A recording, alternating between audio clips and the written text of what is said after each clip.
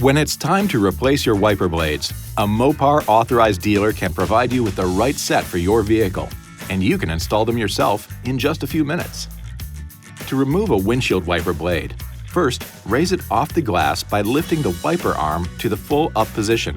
Tilt the lower end of the blade away from the arm. Use one finger to push the release tab toward the wiper arm and keep it steady, while using the other hand to push the blade away from the J-hook and toward the windshield. Position the replacement wiper blade under the J-hook and insert the bracket into the hook. Slide the wiper up until it clicks. Now, just lower the wiper blade onto the glass and repeat the process for the other side. This video is not intended to take the place of your owner's manual. For complete details and other important safety information, please see your owner's information.